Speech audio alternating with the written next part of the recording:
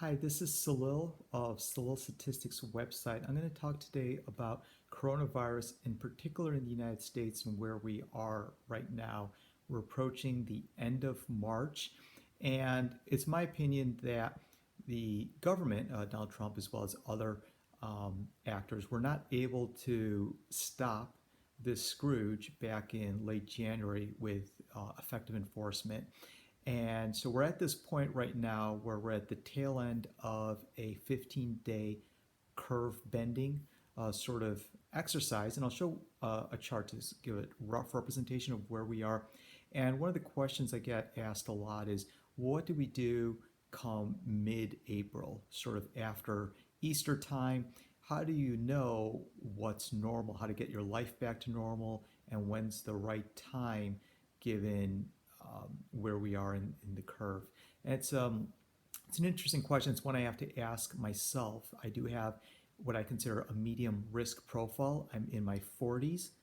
I have medium immunity. I have a family. We have a network that includes a daycare. We have in-laws.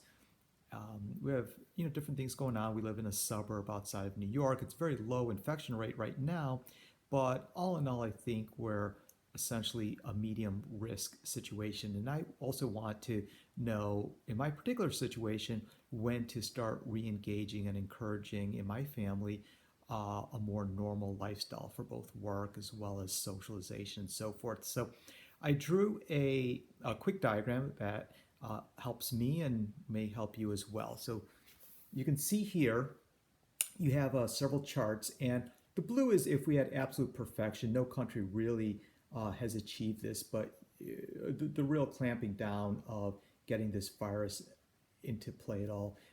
We're otherwise on this red curve, which is fairly bad. It'll show a lot of infections and risk. And this curve is actually, for me, the chance of infection times the risk for me specifically. The yellow is what we have in terms of the 15 days to slow the virus down. And it's still going to breach what I consider the hospitalization efficiency and how they are able to process incoming patients. Right around here, you have the 15-day mark. Even if we look at where Easter is or end of April, it's still within the the yellow and red curves. The green is if we abort this process somewhere in the middle, start opening up the economy, you will get obviously greater risk. You're just opening up the economy, you're opening up the opportunities for increased infections and mortalities, and you enhance the duration of how long this illness will last, and in exchange you'll be able to buffer the economy through a slowdown.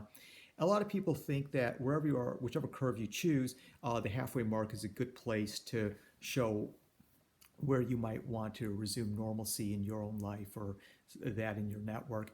I go further than that for me specifically. I'd rather go all the way to not at the halfway mark or at the bottom quarter of the curve, but all the way in the final eighth of the curve. That's where I feel like it matches the type of risk that I want to take.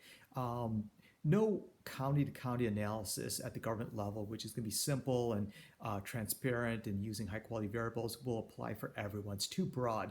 A state like California has a handful of counties. A state like New York has over 60 counties. And if you look at the network within New York City, for example, it's actually going to cross into other counties in other states altogether. If you look at where I am in Princeton, for example, we have a very low infection rate, and you can assume that at some point you might want to start getting people back to normal again. But we have our train station and a nursing home and a Walgreens all within 100 yards of one another. So once you start opening up the economy and you start opening up the ability, even at the nursing home, for them to re-engage, just slightly, you are going to increase the risk dramatically for folks there, and that there's going to be a microcosm across the country of there's no one place that's in isolation and 100% perfect. It's never going to be like that. It's going to be about taking the risk that's meaningful to you relative to whatever standard the government puts out. And I think at around 1/8, for me specifically, given my medium risk, that's about where I think that the risk to coronavirus is going to start meshing itself within the areas of other types of risks that I might choose to take. For example, transportation or some other sort of illness that might happen. And the things I consider is what's going to be my happiness to go back to some sense of normalcy at work if I do that before. So whenever the government, for example, lifts its um, is sort of clamp down in my specific area.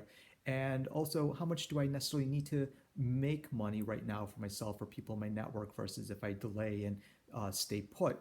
And also, what's the specific risk that I want to take? And these are the considerations that you might want to ask for yourself. Everyone's got very specific nuances for what they're going to consider, and you might want to just calibrate your risk accordingly. And if you don't feel comfortable, that's a great sign that you might want to hunker down a little bit longer. And if you do feel more comfortable and you think it's something that's going to be safe in your area, kind of within the context of what the government has put out, then you might want to consider something. But either way, I do think that there's not going to be a single county in the U.S. Really that by Easter time is going to be within that less than 1/8 remaining left on the curve. I don't see that right now. I do see that there's going to be more pain ahead. We didn't sort of take care of this back in January, and it's not completely run away, but it's a process at this point, and we are going to be within the types of very dire forecasts I made early on that are now looking very normal at this point.